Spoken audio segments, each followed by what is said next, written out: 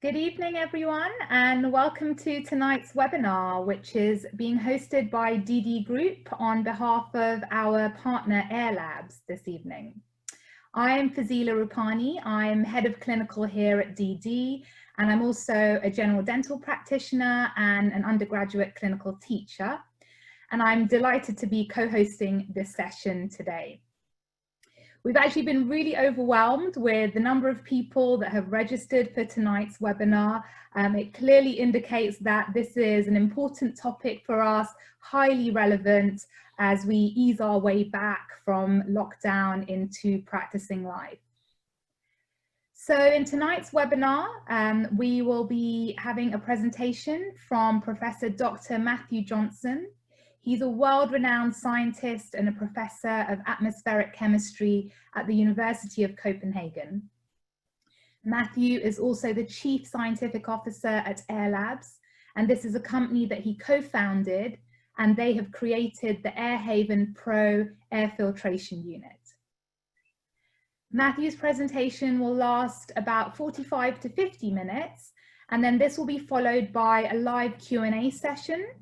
So please feel free to type your questions into the Q&A box during the presentation, and I will be collating them into relevant themes, and then I will present them to Matthew during the Q&A session. We may not manage to cover all the questions. It depends on how many you ask and what you're thinking this evening during the presentation, but we will endeavor to answer as many as we can. And for those that we can't answer this evening, we will compile a set of answers over the next few days and post a link to these answers on our website. So without further ado, I'd like to hand over to Professor Matthew Johnson. Thank you. Thank you very much, Farzila, and good evening, everyone. I will go into screen share mode here, and then we can get started. Very good. My name is Matthew Johnson, and we're here for a webinar for the DD group. The title is Air Filtration, What is the Evidence in Relation to Fallow Time? And the idea is to look at what we know about the novel coronavirus, and especially to think about risk and the risk of airborne transmission in the context of dental practice. We would also like to talk about the mitigation strategies that you can use in order to decrease the fallow time.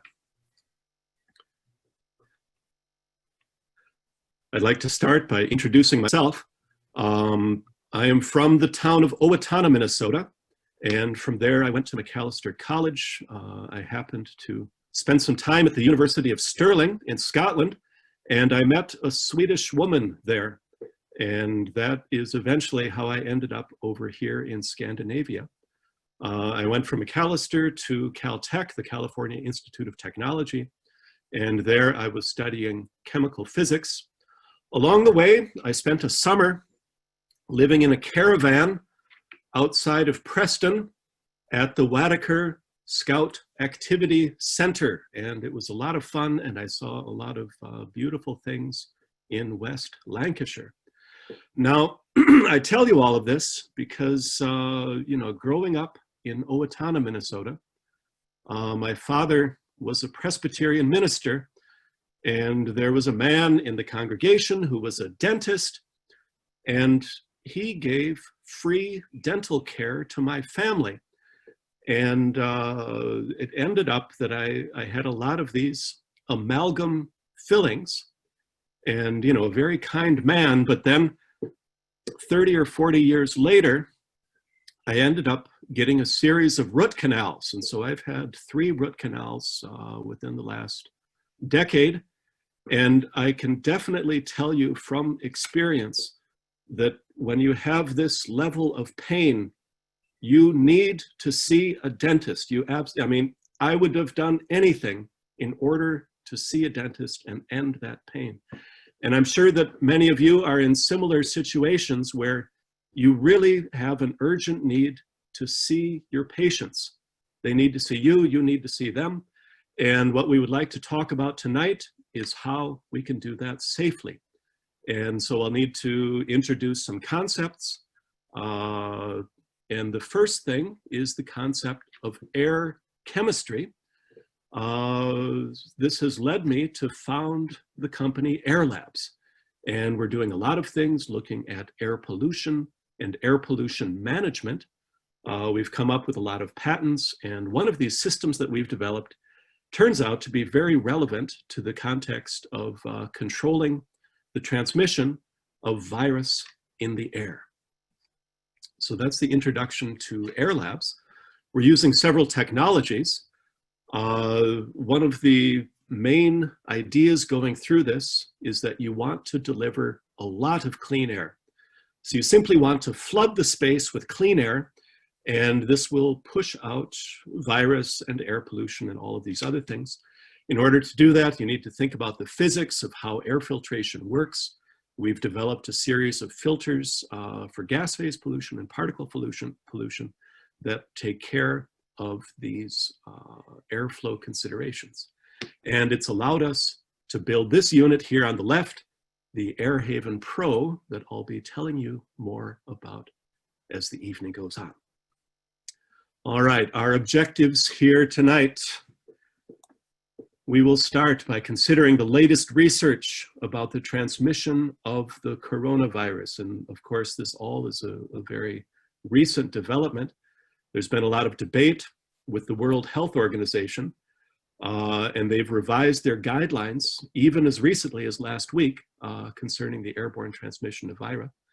We'd like to discuss a little bit about what we're talking about as far as modes of transmission. You could have surface transmission, you could have droplet transmission or aerosol transmission.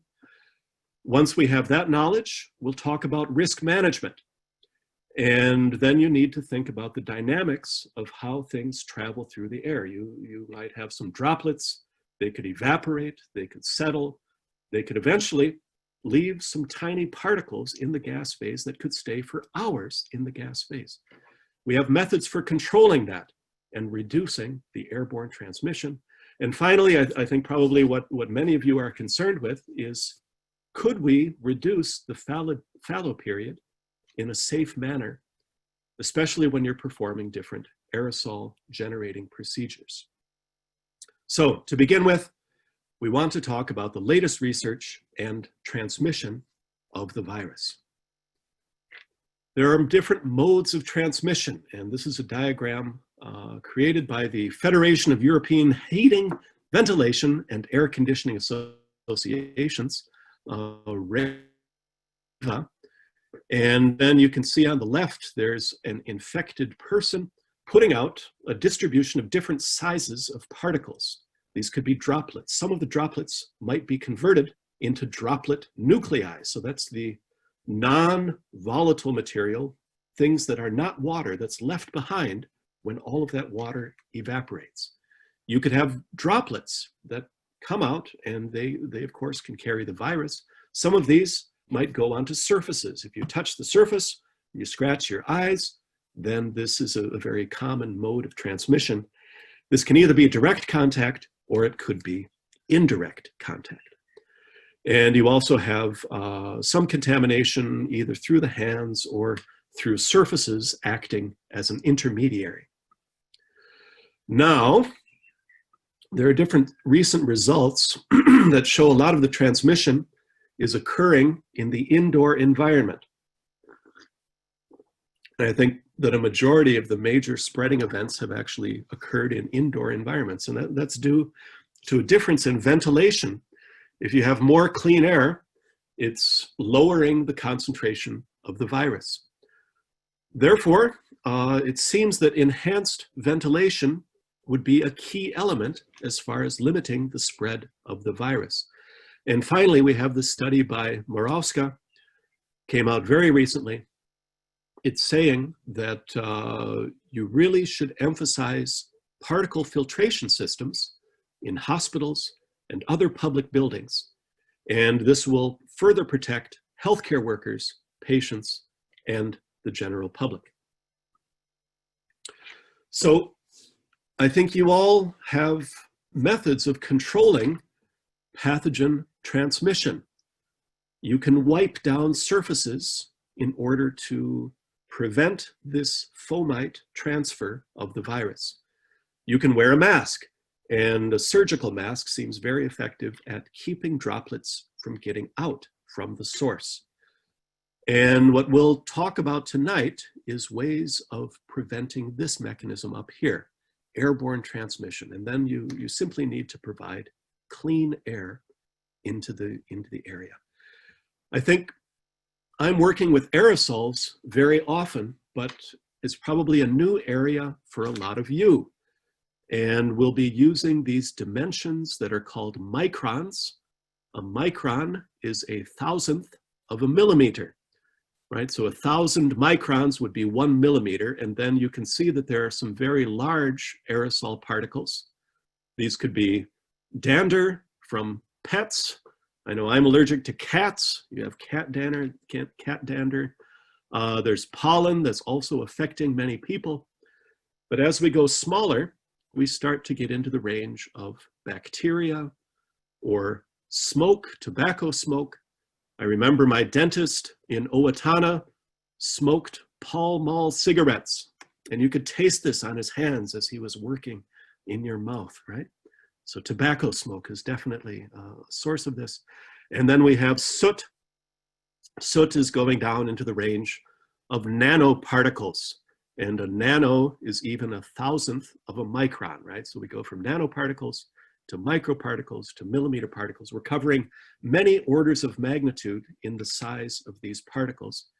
There are two different labels that we use. PM 2.5 is the mass of all particles with a size smaller than 2.5 microns. You often hear that in the context of air pollution.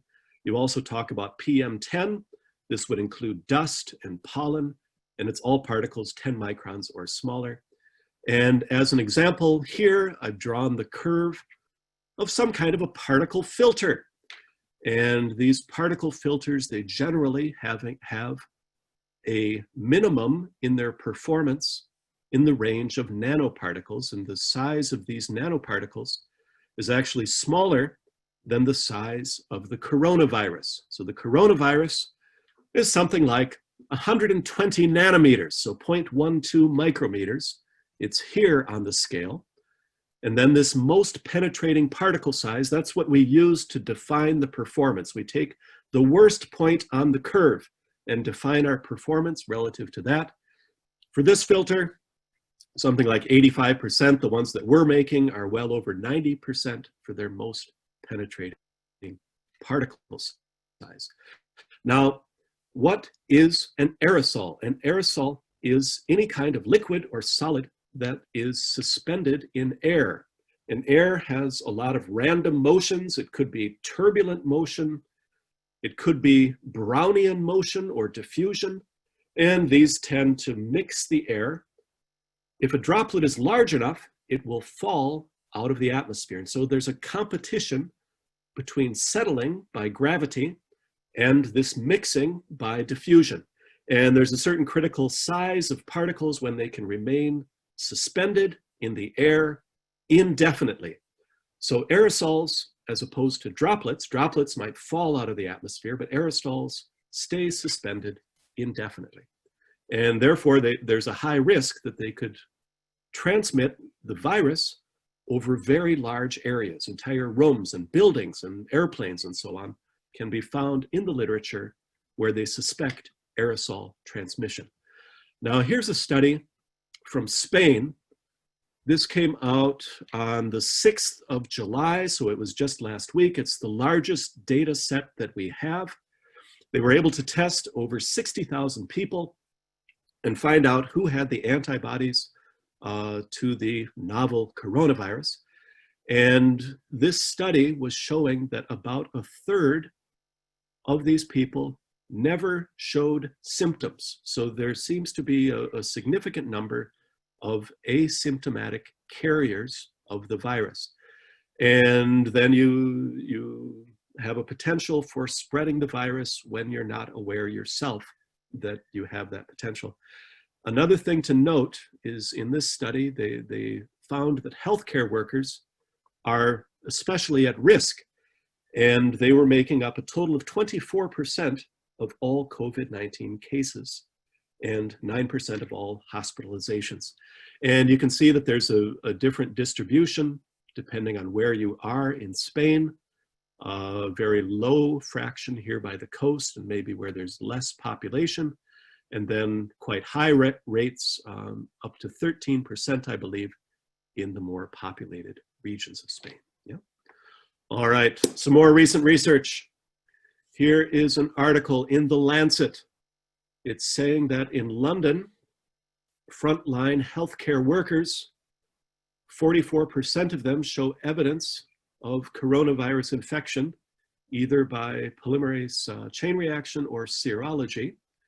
And I think, again, this is underlying the risk that frontline workers and medical workers have in carrying out their jobs.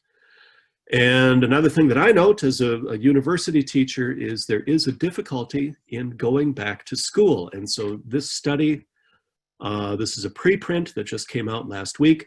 They were looking at scenarios for going back to school and university, and they concluded that you would have to test the students every 2 days in order to catch and prevent outbreaks of the coronavirus.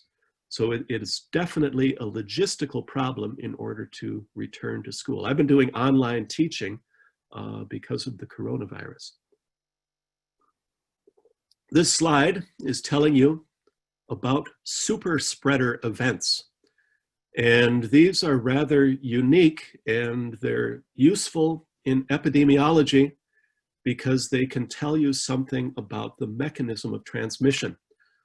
All of these events happened indoors, and some of them involved people who were singing, or they were in a nightclub, or maybe they were in a cruise ship.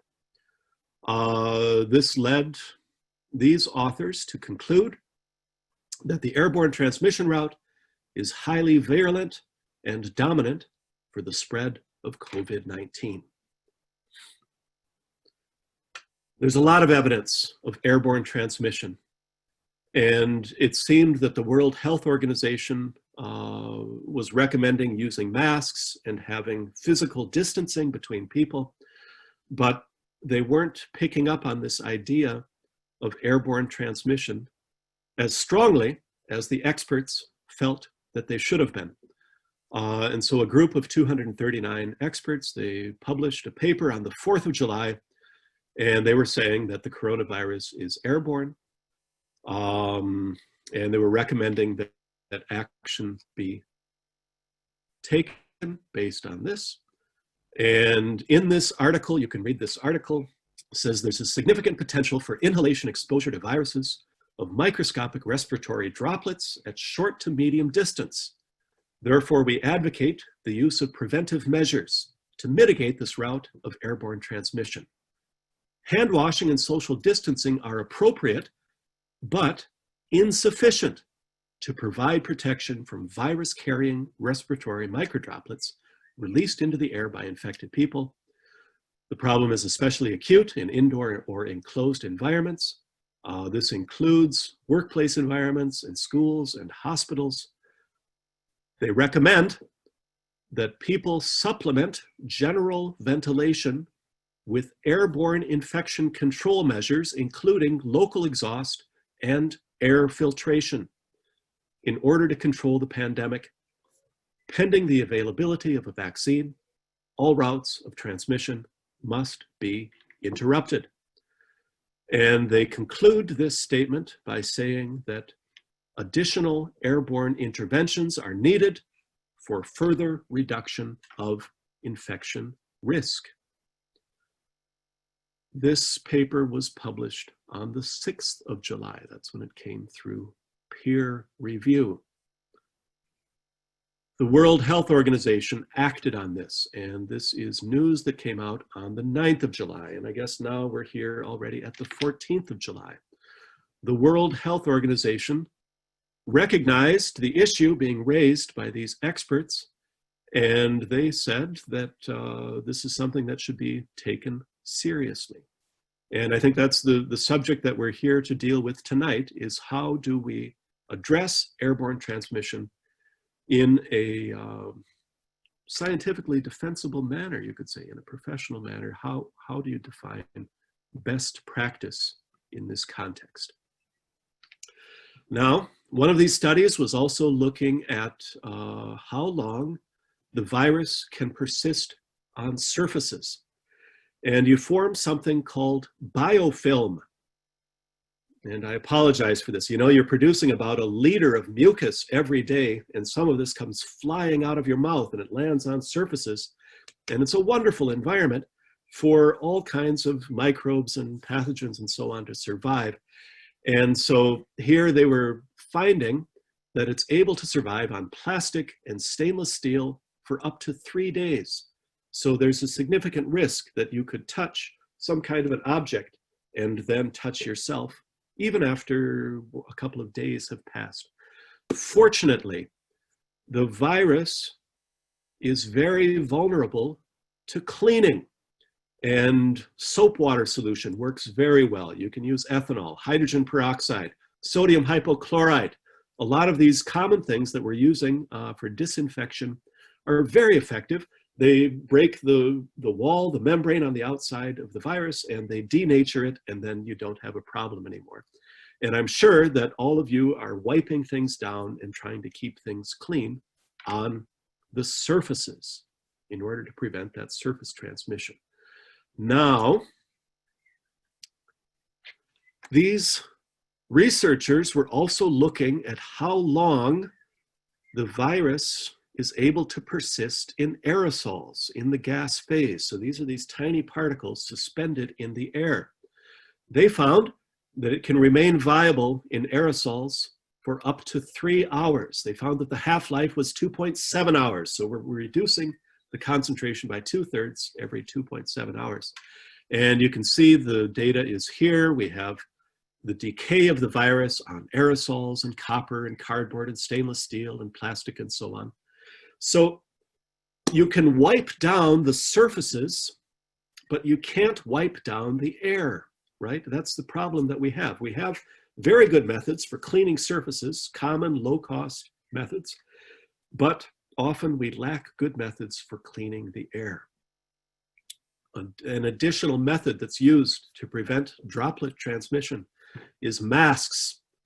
And there's data showing that these have a limited effect. They definitely have an effect.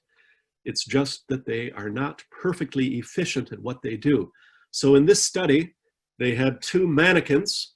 One was a source of different kinds of particles, and the other was the receiver of the particles. You can find that there's leaks in the seal between the particle and the face, for example, and there's also occasionally leaking through the material itself. Depending on the study, they might find that something between 10% and 50% are leaking through. And in this particular study, they found that face mask protection was at 45%. So they definitely improve the odds, but they're not perfect. That's the conclusion here. They improve the odds, but it's not a perfect protection. Next, we would like to talk about risk management of bioaerosols, and also a little bit about the physics of what's going on in the gas phase, where we have evaporation and settling of these droplets that might be produced by a dental procedure. And we will begin with a little bit of information from the European Center for Disease Prevention and Control. And here they were looking at different scenarios in which you could transmit the virus. You could have a low-risk exposure. This could be face-to-face contact for less than 15 minutes at a distance of less than 2 meters. Or some of these were high-risk exposures. For example, a person in a closed environment, such as a meeting room or a hospital waiting room, with a COVID-19 case for 15 minutes or more at a distance of less than 2 meters. And I think that covers the professional working environment for many of you today. Another example of a high-risk exposure could be a healthcare worker or other person providing direct care for a COVID-19 case if you're not using the protective equipment, right, the PPE, or if you have compromised PPE, also a high-risk exposure.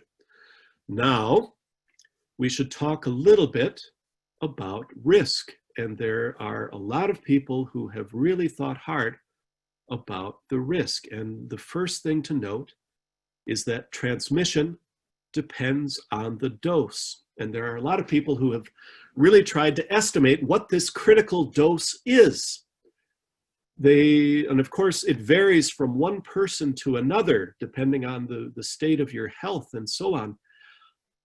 They end up with numbers between maybe 100 and 1,000 vira that you need to receive in order to become infected, right, and have a successful transmission.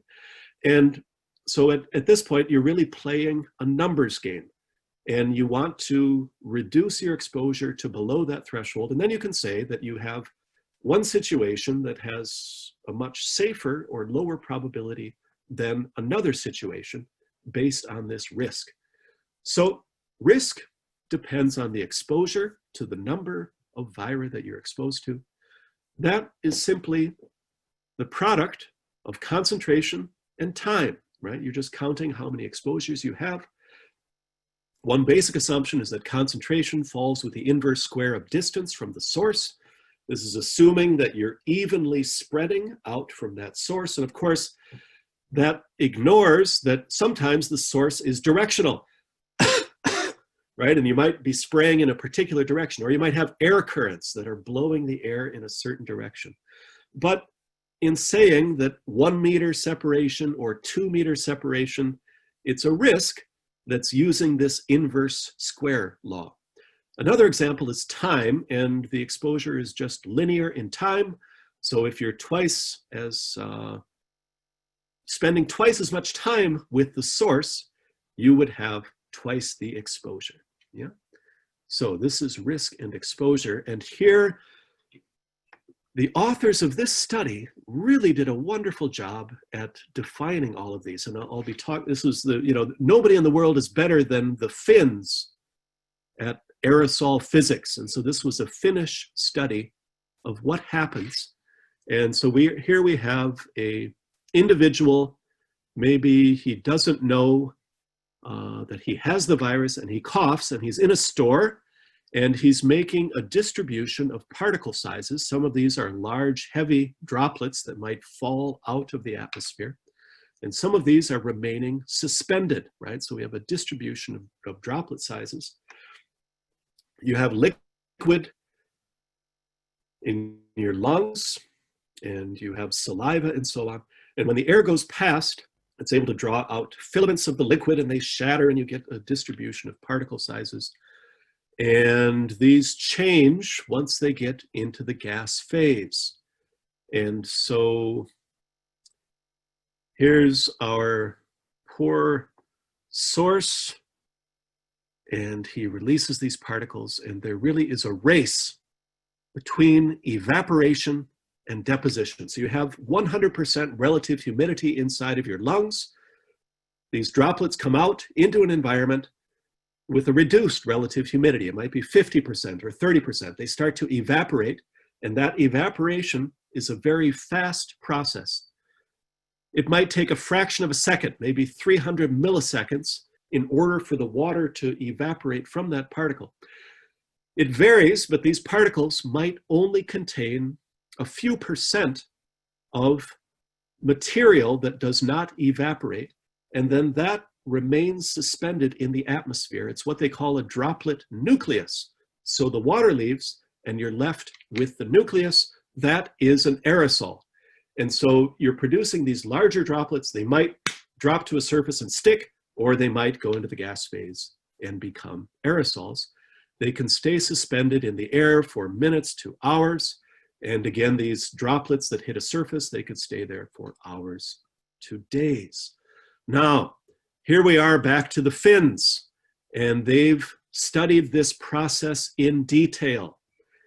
They find that there is a critical size threshold where if particles are larger than about 80 microns, they tend to deposit and stick to surfaces before they have a chance to evaporate.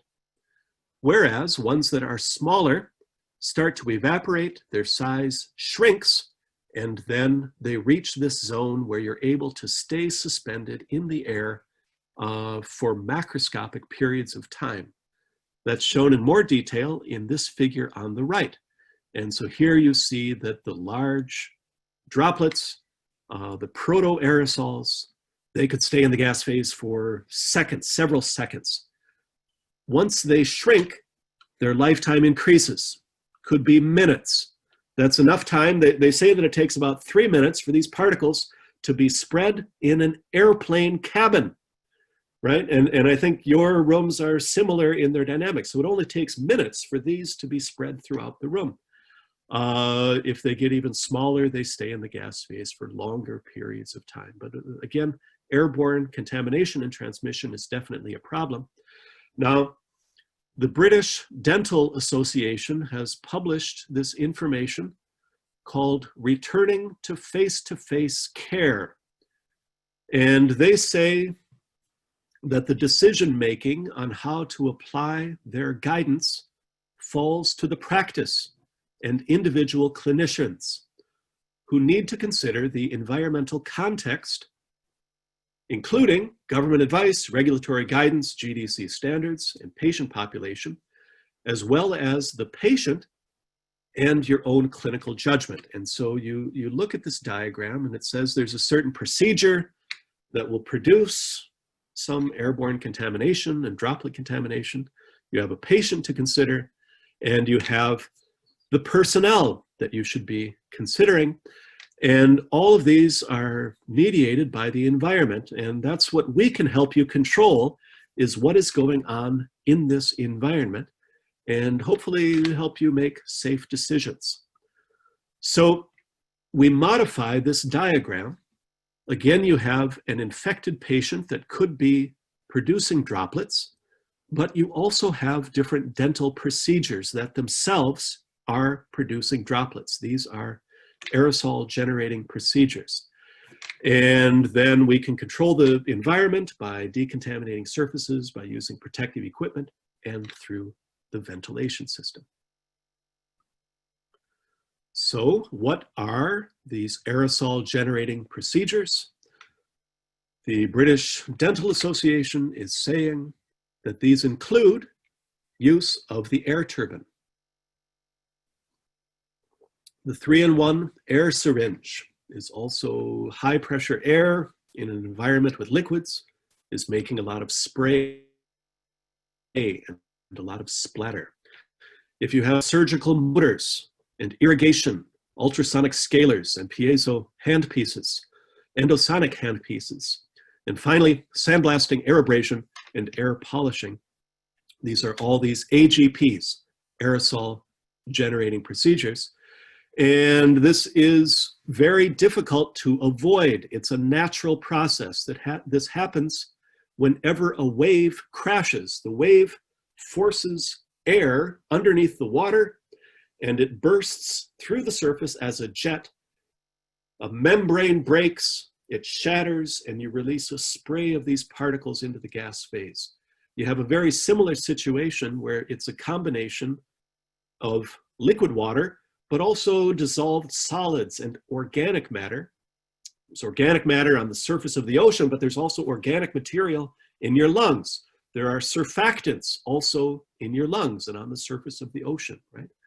So you're putting energy into this surface, and where does the energy go? A lot of the energy goes into making new surface. And of course, I'm teaching physical chemistry, and part of that is teaching about surface tension.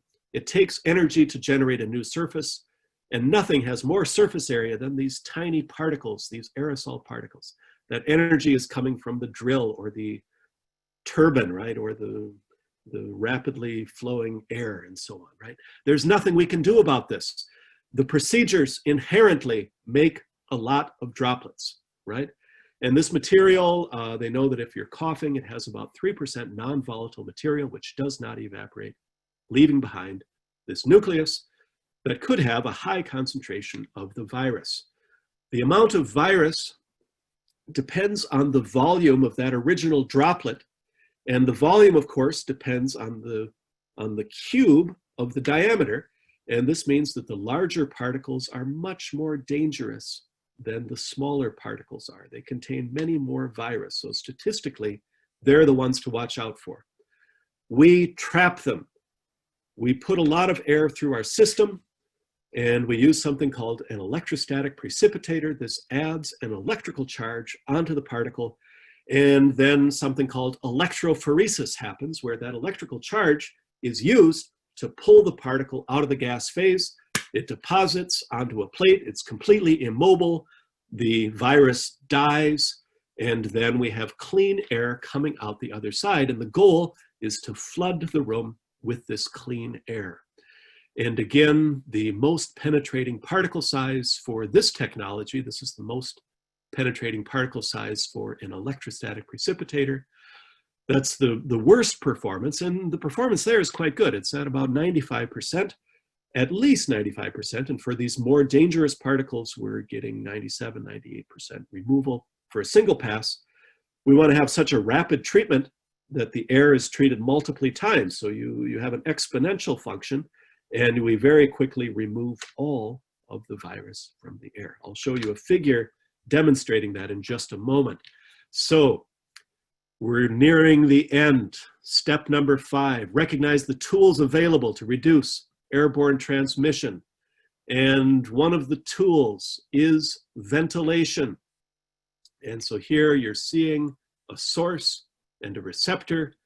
And if you increase the ventilation rate, you decrease the exposure of the source, right? Ventilation, in the figure, it's a window, but this could be anything that's providing clean air to the room.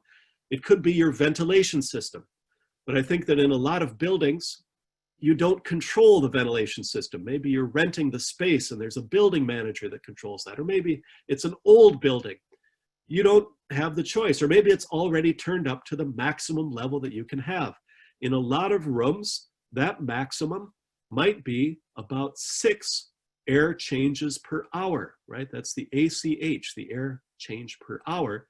And this is calculated by simply dividing the ventilation rate, so the amount of clean air that you're providing into the system, by the volume of the room.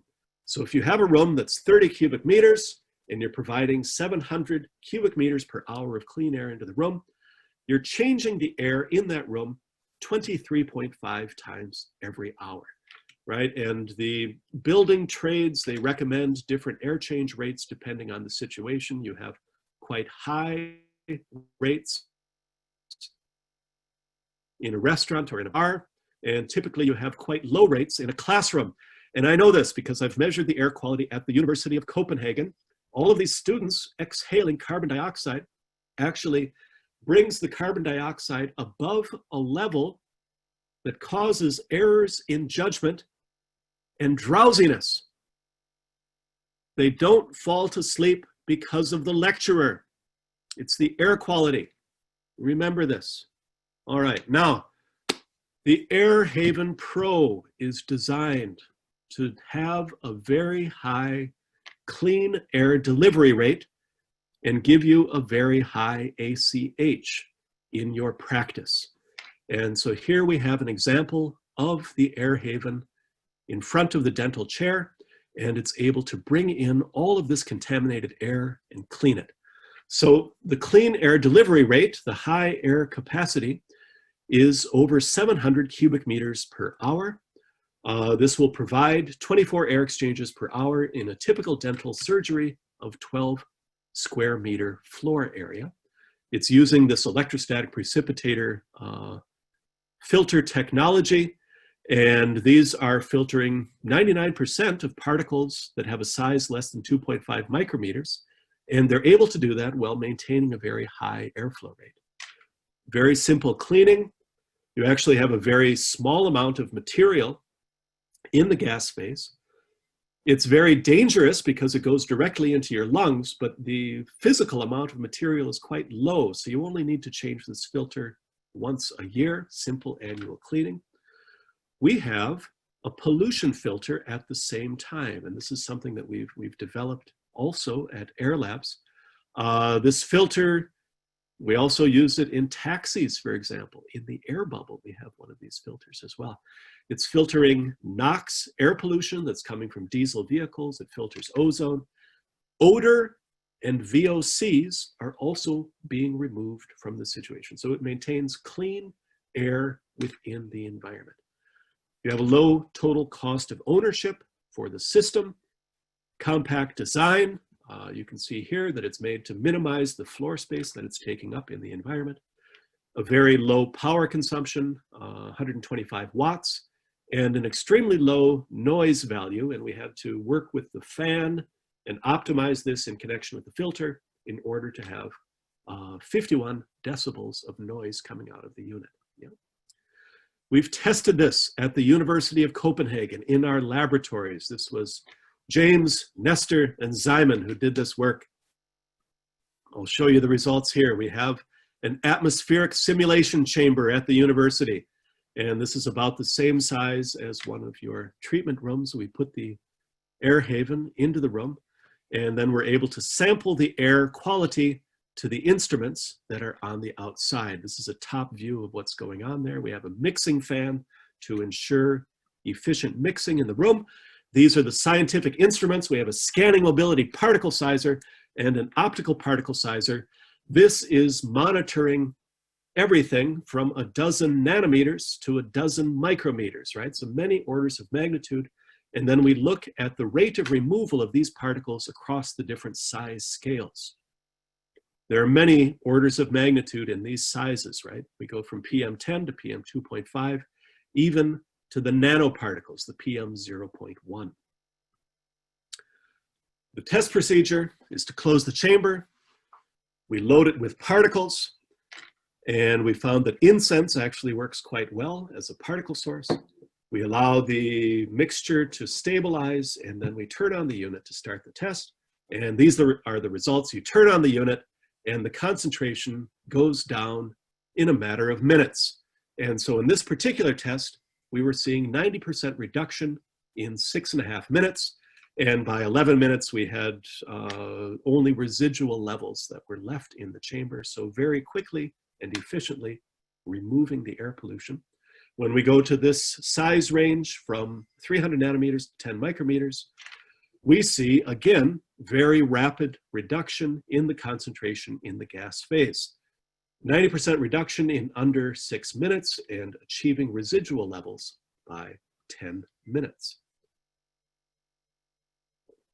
This means that you're able to maintain the same air quality as if, let me start over. Let's say you have no air cleaning. You have 6 air changes per hour. And this means that you have a certain fallow time.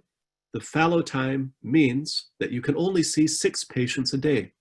Perhaps that fallow time is an hour. By increasing the air change rate to 24, by installing the AirHavn Pro, you decrease that fallow time. You still have to do the wipe down in between the patients, but you decrease the airborne transmission of the disease. You're able to maintain the same safety level. However, you can now see 20 patients per day. If you decide to install multiple units, you could even squeeze that a little bit higher and see maybe 23 patients per day, right?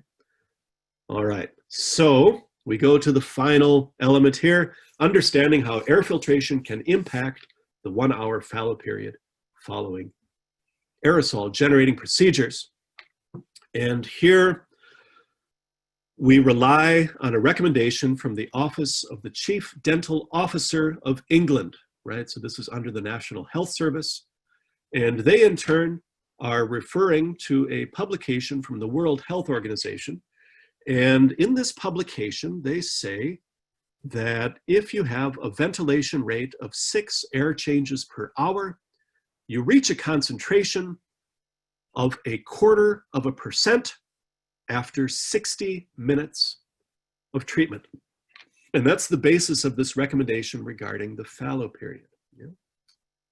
Now, you might notice in this table that you can achieve the same 1/4% airborne concentration of the virus in 1/3 of the time if you increase your ventilation rate from 6 to 18.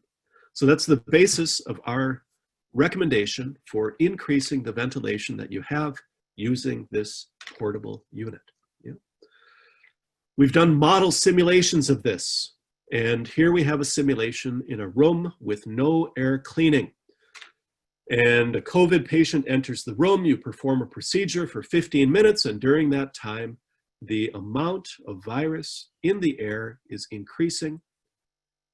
At the 15-minute period, the patient leaves the room, the procedure ends, and then ventilation starts to clean those particles from the gas phase. And now it takes 60 minutes to reach 1/4% way out at the tail of this distribution. Let's compare that to what happens if you add the AirHavn Pro. One thing that you notice right away is that the AirHavn greatly reduces this maximum concentration during the procedure, right? So this is the background level that you have in the room during the procedure, and the concentration actually reaches a steady state between the production by the patient and what we're able to trap in the air filter. And this is the entire reason why we want to deliver the maximum clean air delivery rate. So this presses down the background concentration. At the same time, it achieves very rapid cleaning once the procedure has ended. And so in this case, we are able to achieve, in this example, this scenario, we're able to achieve that goal of 0.25 concentration in 9 minutes, right? So this is the basis of our confidence that this is best practice when it comes to reducing airborne transmission of the disease. All right, finally, a little bit of facts concerning the time to clean. We have different fan speed settings. We are able to look at the removal efficiency for different classes of particle sizes. We're removing 99%, 95%, depending on the exact fan speed setting that you use. And depending on the size of the room, you have a different time to clean. And so maybe you would like to do a consultation and get some advice regarding the number of units that you should purchase depending on the floor space that you have. So each of these determines its own time to clean. It's definitely been a pleasure to speak with you this evening. So thank you very much. I will stop screen sharing now, and we'll go back to Farzila, who I believe will mediate a discussion. So thank you very much. Thank you so much, Matthew. That was a great presentation. Lots of science in there, which we all love as a profession. I know we're very big on the scientific element of everything and the evidence behind everything that we're doing, especially in this period. You know, it's new for everyone, and I think we're all learning day by day as we go along. So having a good evidence base to support what we are doing is certainly very helpful. We do have a couple of questions, so I'm going to put those to you. The first one we had was a question from someone asking if a dentist is much closer to the patient than the AirHavn and the virus concentration follows an inverse square law, how will it prevent transmission? Yeah, that's a very good question, and I would presume I'm not a dentist, but I think that during certain procedures you would have a face mask and perhaps also a shield and a face mask. And I think the goal with that is to prevent a lot of the splatter from reaching your face, but it's also preventing a lot of the droplets and the aerosols from being inhaled. And so I think, you know, if you're a welder, you put on a welding mask, and if you need to go to work, right, you really need this personal protective equipment. Yeah. So that's not what we're addressing with this system. We're addressing the background risk in the room, the risk to the next patient, the risk to the other personnel. But I think during the procedure, you definitely need equipment that addresses that specific need. And I think that's a really good point, actually, because we do have several measures in place. You know, we're using our PPE, our respirators, our visors. We've got high volume suction. We've got rubber dam. You know, some people are using pre-treatment mouth rinses to reduce viral load as well. So I think we do have a number of measures in place to protect us and the patient. And I think this is an additional measure, like you said, which takes account of the surrounding areas, the room, the quality of the air, to assist in this process. And it's not a one-stop solution for everything. It's used in combination. And I think definitely in combination. And the recommendation is that we take all measures that we can in order to prevent transmission. And there are so many different modes of transmission that we need multiple safety mechanisms, right? You need a belt and suspenders in order to prevent this thing. Yeah. So our next question is, do you think combining a commercially available air pollution monitor plus an airflow filtration system will be accurate enough to allow customizing fallow time to particular treatment rooms and procedures? So I definitely think that there should be an evaluation of the facility in order to make a recommendation regarding what should be installed. And I think that's actually, you're able to buy particulate matter sensors. You know, we actually we just mounted 18 of them in Staffordshire a couple of weeks ago, and we're getting data from these things right now. And so I know that they work. And I think, yeah, that's definitely a very good idea. And it would give you that direct feedback. They work in real time, and then you would be able to follow the concentrations in the practice. Yeah. Great. Very good question. So another one, now this is a question that I've had so many times, and my fellow colleagues have asked me this as well, is to do with fogging the air. So a lot of practices have bought these fogging machines, and you know, they vary in size and price and ability, and they fill the fogging machines with hydrochlorous to put into the room with a view to hopefully killing the virus. So someone is asking, do you think there's any value in that? And then I guess aligned to that question, another question which someone emailed me before the session was, is there any evidence in relation to UV light? So I guess we can probably address fogging and UV light together. Yeah, certainly. And, you know, it's well known that the virus is vulnerable to many things. It seems so ominous, and yet it's very fragile, and it survives in a human host. But once it's outside of that host, chemical means or using light are very effective at killing it. Yeah. So there are fogging machines, and I'm not an expert on fogging machines, but I believe you don't want to be in the room at the same time as you're fogging. And so you need to ventilate that out. And so I think it's a viable alternative. I might suggest that this would be a faster way of getting it done, and then you're not introducing these stinky chemicals into the room the whole time. Yeah. But I'm sure somebody from the fogging industry would also have their views on this. And I do know that UV light is used in order to kill the virus. That's certainly true. Yeah. I think that as an engineer, one of the issues is you want to get the most clean air out of the smallest space. And when it comes to removing particles, the electrostatic precipitator is really the best in terms of this ratio between how much air you can move through and the size of the unit. And I think you would have trouble getting that same effectiveness out of UV light because you need a certain volume for the system to work. But I have heard of people installing this in their ventilation systems, and it does work. Yeah.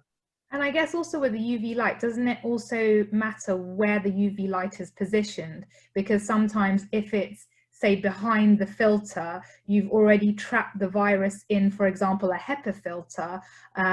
So then is there any point in having a UV light that sits behind the filter if you've already trapped the virus? Yeah, and you know, once it's immobilized on the filter, then you don't have to worry anymore. And another thing to notice is that you don't want to be exposed to that light yourself. And, you know, it's causes sunburn, and you can get snow blindness or welder's eye by being exposed to that UV. So, you know, it would need to be sheltered away from where the people are somehow. And you don't always have that option of installing that away from view. But it's very common in hospitals, for example. I believe that they turn on UV lights at night just in order to sterilize the room. Great. So next question is, how do the flow rates change as the filters age and become less efficient? Yeah, so that's a unique advantage of the ESP, the electrostatic precipitator, because of the principle that it works with. And I think that a lot of people are familiar with a HEPA filter. Now, after the war, when the United States was doing a lot of nuclear research, they found that the workers were going home with dust on them and they would be radioactive. And so they developed a filter for particles that was very effective at removing these particles from the gas phase. That was the HEPA filter. The HEPA filters are even used in surgery today because you want to flood the patient with sterile air. They have an extremely high removal efficiency for particles. Now, they do that by blocking the airflow, and so you need a lot of energy to move the air through that HEPA filter. And in the case of a dental procedure, you have a constant source. The room is contaminated, so you're not concerned about having 99.9999% removal efficiency. What you need is a lot of clean air. You need to move a lot of clean air through the system. And that's why we've chosen the electrostatic precipitator. And it works very simply. You put an electrical charge onto the particle, and then the air passes between two plates. There's an electrical field between the plates, and the charged particle just goes boop, and it sticks onto the plate. There are centimeters between these plates. So even when they're full, I had one of these operating on Marylebone Road. It's the most polluted location in London. After a month, we had about a ½ millimeter of very black soot sitting on that plate, and the airflow was unchanged through the system. So it's not going to get clogged, right? It won't happen. The airflow will be consistent over the entire period. You do need to clean it, of course, but you don't have to worry that the airflow is going to decay over time because it's not. Dental surgeries are a bit cleaner than Marylebone Road and soot. Hopefully it is. Yeah. Hopefully by all that we do. Another good question is, how does a negative pressure room influence the efficacy of the air filtration? Yeah, it does not change with pressure.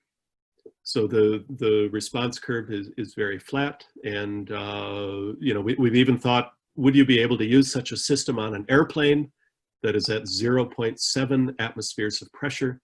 So if you have a slight under pressure, it's no difference. It works the same. Another question that we have is it all right to extract the air from around the patient and vent outside rather than circulate around the room? So I guess I'm assuming that this person who asked this question is referring to some of the extraction units, like this big suction units that kind of sit here extraorally to the patient, that I know some of my fellow colleagues are using, and then the air gets sucked up and it gets sent out of the room, or it sometimes even gets cleaned by a HEPA filter and then sent back out. So how does that compare? There's definitely a role, a supplementary role for such a system. If you can trap the pollution at the source, then you reduce the amount into the room. And I think that it becomes very difficult geometrically to both access the patient and trap a lot of the air, right? You need a certain open field in order to be able to work. And so I think that any such system, it's not going to be perfect, and I could only guess, but I would say over half of the air is still going to escape into the room. Now, perhaps a case could be made that this air that's being ventilated, I know that hospitals have to pay very special attention to their air ventilation systems, and they want to place it on the roof and away from other people. And so I know personally, I wouldn't want to be exposed to that airstream that's being vented from a patient out. I wouldn't vent it into a parking lot. I don't think that's safe, but I think the standard practice is to put that out onto the roof and sufficient distance, and also going through a filter in order to trap any pathogens. Thank you. This is another good question, actually. We've got someone asking, if a room has no window and only a door to open after the patient has been in, using no aerosols, what would you advise? So I guess there's a question here around, well, if a room has got no window, what are the effects? And then also, for a lot of clinicians at the moment, some of us are splitting the rooms. So, you know, surgery 1 is doing AGPs, and then surgery 2 is doing the non-AGPs, just because of the turnaround time. So if, for example, we were going to purchase one of these units, would we need it for the non-AGP room as well as the AGP room, or just in the AGP room? You know, what are your views on where it's needed? I mean, I guess you could argue both sides, but I'd be interested to know what. And I think that part of the answer depends on what sort of a ventilation system you have in the building. And I think a lot of older buildings, there was no ventilation standard, and they might be what they call passively ventilated, which means that there are leaks around the door and in the window and so on, and that's a terrible way to ventilate a building. And I think old buildings often have air quality problems and sick building syndrome because of that. And if that is the case, then I do think you should use supplementary air cleaning in order to generate clean air and protect your patients in both situations. Certainly when you're doing an aerosol generating procedure, but also, you know, we've done measurements at the university where the student, we cut a hole into a box, and they stuck up their head into the box, and then we had them read a statement, and we looked at the particles that were being generated. And they, you know, if you talk loudly, you make more particles. Quietly, fewer particles. If you cough, it makes a certain number of particles. We found that breathing is actually quite good at making particles. And so you get these particles into the gas phase simply by breathing. And so you can't argue that the room where there are not aerosol generating procedures is free from the virus. I think it's still there. And then there's always a danger between people. So. And I think especially given what the WHO have said regarding airborne transmission, I mean, they weren't referring to aerosol like we use in our practice. You know, they're talking about airborne. So, you know, in enclosed environments, so whether you're doing an AGP or not, you could argue that there's a risk, and it may be useful. Someone has asked, has the AirHavn Pro actually been tested against COVID-19? I think I know the answer to this question, but I'm sure you can explain with regards to the particle size that you used in the simulation. Yeah, we have not. And I think any laboratory that can do that testing is working full speed on public health issues. Not that this is not a public health issue, but I think we have a very good argument about the trapping of the particles. And we know the distribution of the removal efficiency across the full range of particle sizes. And this removal efficiency is well above 90%. And so we trap the virus. And it doesn't matter if the virus is salt or soot or a droplet or a nucleus that's left after this evaporation. All these particles behave exactly the same when they go into the electrostatic precipitator. So we trap them, we immobilize them. Thank you, Matthew. I'll end with one final one because I know we have gone over time, so I apologize. I'm sure everyone wants to get off for their evening. So the last one we're going to go with is there an ideal place to put the unit based on the position of the dentist, the chair, the patient? What would you recommend? Yeah, I think you want to avoid that it cleans one little location really, really well and ignores the rest of the room. So I think when you place it, you just want an open airflow so that all the air in the room can be treated. In our simulations, we've placed it along a wall, and then it sucks the air in, and then it comes out all sides, and so it goes out into the room. And in general, if there's a turbulent flow, that can lead to mixing and a lot of contagion, but the best situation is if you can have a directional flow, right? And so the airstream might only be going in one way, and then you don't have this spread of the virus, right? You just remove it, and then you're always breathing in fresh air. So if you can somehow get a vortex in the room, and a central location will give you that, then you can have a directional flow. Excellent. Thank you, Matthew. I know that we do have some other questions which we haven't answered due to lack of time, but as I said at the beginning, we will be compiling all these questions and place some answers together with the questions over the next few days. I'll be doing that alongside Matthew, and then we will post a document on our website where you can access these questions and answers. So please bear with us, and thank you for sending some great questions in. So I'd like to thank Matthew for delivering such a brilliant presentation. I think it was really thought-provoking and actually showed us and highlighted some interesting evidence that has emerged. And hopefully it gave you as our audience some further insight into this relevant topic. I know we've all been reading up on this topic for the past few months, and each day we see new evidence emerge day by day during the pandemic. So it is a very hot topic at the moment.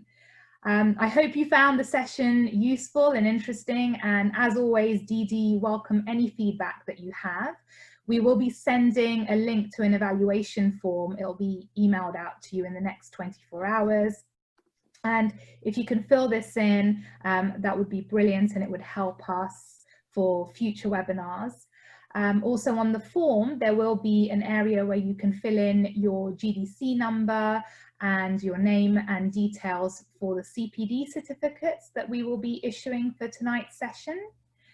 And also just to let you know that we are running a special offer on the AirHavn Pro units for a period of a week. So the offer runs out next Tuesday, the 21st of July.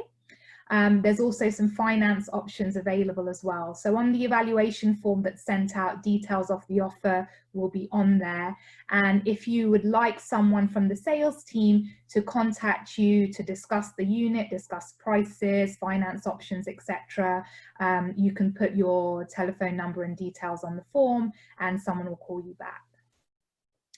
So that's it from us today. Thank you for listening and for your time. We hope to host you again in the future. We have some more webinars upcoming in the month of July and August. All of them will be focused around some of the new products that we're bringing in and new solutions that are relevant for the current environment that we're operating in. So thank you and good evening, and we look forward to seeing you again soon. Thank you very much.